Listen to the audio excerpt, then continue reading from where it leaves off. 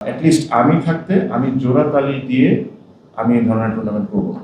এটার সাথে যারা যারা জড়িত খুব বেশি কষ্ট করা লাগবে না, আপনারা খোঁজ খবর নিলেই পাবেন যে কেন এই টিমগুলোকে টিম দেওয়া হলো যখন এই প্রসেসটা মেনটেন করা হয়নি।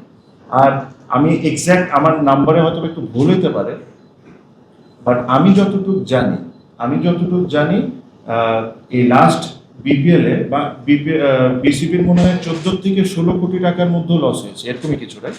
সব কিছু মিলে 14 থেকে 16 কোটি টাকা আমরা একটা টুর্নামেন্টে লস করছি। এটা majority of them was because of Chittagong franchise, যেটা বিসিবিকে নিতে হয়েছে।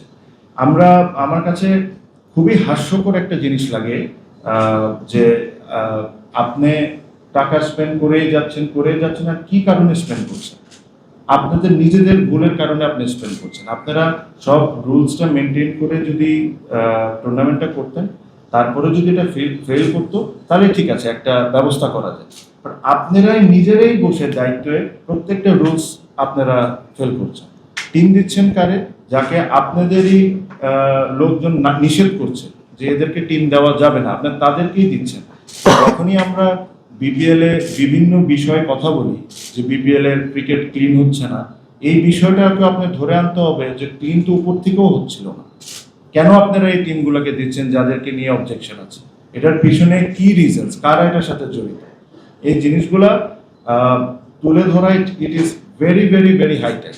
আমি একটা জিনিস বলেছি যে যদি আপনার ক্লিন করতে হয়, উপর থেকে নিয়ে নিচে পর্যন্ত প্রত্যেকটা জায়গায় আপনার ধরতে হবে। আপনি একটা জায়গায় দেখবেন, যেটা আপনি দেখছেন ওটা নিয়ে আপনি আলোচনা করবেন বা ওটা নিয়ে কথা বলবেন, ওটা বলাটা খুব সহজ।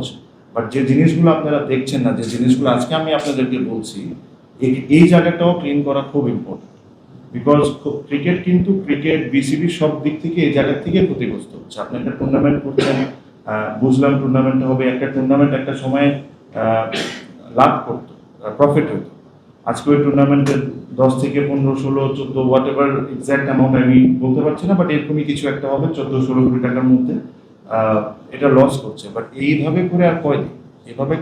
We have much better things to do.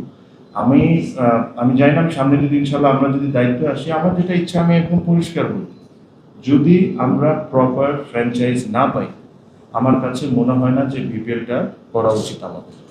যদি আমরা প্রপারলি ফ্র্যাঞ্চাইজ যদি পাই, যে ফ্র্যাঞ্চাইজকে আমরা বিশ্বাস করতে পারবো, প্লেয়াররা বিশ্বাস করতে পারবে, নিট অ্যান্ড ক্লিন ক্রিকেট হবে, যেখানে প্লেয়াররা টাইমের মধ্যে টাকা পয়সা পাবে, অবশ্যই আমাদের এটা it's a fantastic product that we have. এটাতে মানুষের ক্রেজ আছে, মানুষ পছন্দ করে, আমরা অবশ্যই এটা করবো। বাট লাস্ট টাইমের মতো করার জন্যই করতেই হবে বলে করাতে, এটার চেয়ে না করাই ভালো। সো when I said যে এভাবে না করাই ভালো, আমি এই জিনিসটাই মিন করেছি যে কোনো কারণ ছাড়া যে করতেই হবে দেখে জোড়াতালি দিয়ে টিমগুলো নিয়ে 10 কোটি টাকার জায়গায় 2 কোটি টাকা নিয়ে করে দেওয়ার চেয়ে না করাই ভালো।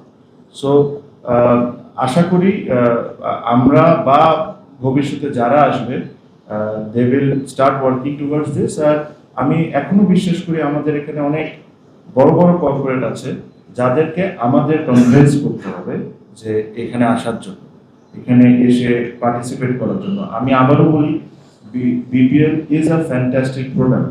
বিপিএল থেকে বাংলাদেশ ক্রিকেট টিমে অনেক ক্রিকেটারই এসেছে, আমিও এটার অনেক বড় ব্যক্তিগতভাবে ফ্যান। বাট এই জিনিসটা ইয়ার আফটার ইয়ার যদি এরকম ধরনের ইমেজ নষ্ট করে, এটা শুধুমাত্র বিপিএল এর ইমেজ নষ্ট হচ্ছে না, এটা বাংলাদেশ ক্রিকেট বোর্ডের ইমেজ নষ্ট হয়, আমাদের প্লেয়ারগুলোর ইমেজ নষ্ট হয়, আর অ্যাজ আ কান্ট্রি বাংলাদেশের উপরও একটা খারাপ ইম্প্যাক্ট পড়ে। বিকজ যখন বাংলাদেশের বাইরে খেলা দেখে, তখন মানে এই জিনিসটা একটা বলা চলে হয় যে বাংলাদেশের টুর্নামেন্ট একটা বিপিএল, ওখানে নন পেমেন্ট ইস্যু, এত ধরনের কথাবার্তা। সো আমার কাছে মনে হয় এই জায়গার থেকে বের হয়ে এসে এটার প্রসেস মেনটেন করে ক্লিনভাবে আমাদের এই জিনিসটা নতুন করে শুরু করা হোক। আর যেরকম ফাইন ভাইও একমত হবেন, আমিও একমত। Again I am saying this, BPL is a great product, but we need to এই জিনিসটাকে ওয়ার্কআউট করতে হবে properly, with everything should be maintain. আর যদি এসব আমরা না করতে পারি, অ্যাটলিস্ট আমি থাকতে আমি জোড়াতালি দিয়ে আমি এই ধরনের টুর্নামেন্ট করবো না।